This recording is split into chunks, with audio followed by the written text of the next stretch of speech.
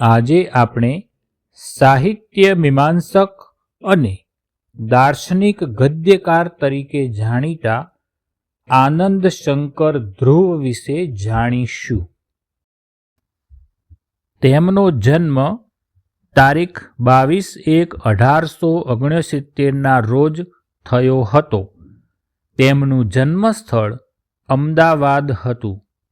તેમના માતાનું નામ મણિબા અને પિતાનું નામ બાપુભાઈ હતું. અભ્યાસ: પ્રાથમિક અને માધ્યમિક શિક્ષણ વડોદરા અને રાજકોટમાં તેમણે મેળવ્યું હતું. મુંબઈ યુનિવર્સિટીમાંથી BA, MA તેમજ LLBની ડિગ્રી તેમણે પ્રાપ્ત કરી હતી. વારાણસી યુનિવર્સિટી દ્વારા ડૉક્ટર ઓફ લિટરેચરની માનદ પદવી તેમને એનાયત કરવામાં આવી હતી.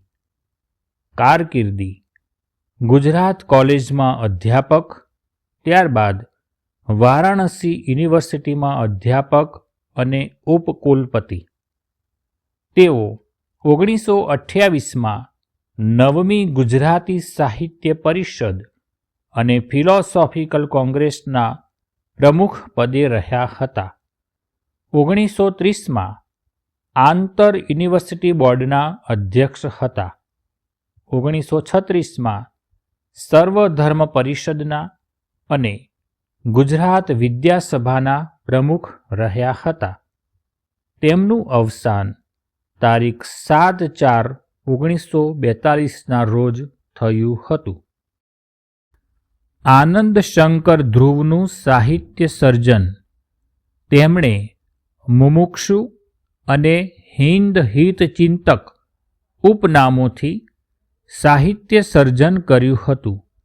તેમણે ભારતીય અને પાશ્ચાત્ય ફિલસૂફી તેમજ સંસ્કૃતિ તથા સંસ્કૃત સાહિત્ય પર અનેક પુસ્તકો લખ્યા છે. તેમણે વસંત માસિકની શરૂઆત કરી હતી.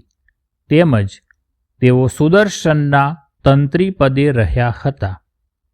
પુસ્તકો: આપણો ધર્મ, હિન્દુ ધર્મની બાળપોથી, હિન્દુ વેદ ધર્મ, દિગ્દર્શન, વિચાર માધુરી, કાવ્ય તત્વ વિચાર, સાહિત્ય વિચાર, ધર્મ વર્ણન, નીતિ શિક્ષણ, સંસ્કૃત ભાષામાં ન્યાય પ્રવેશક અને શ્યાદ્વાદ મંજરી.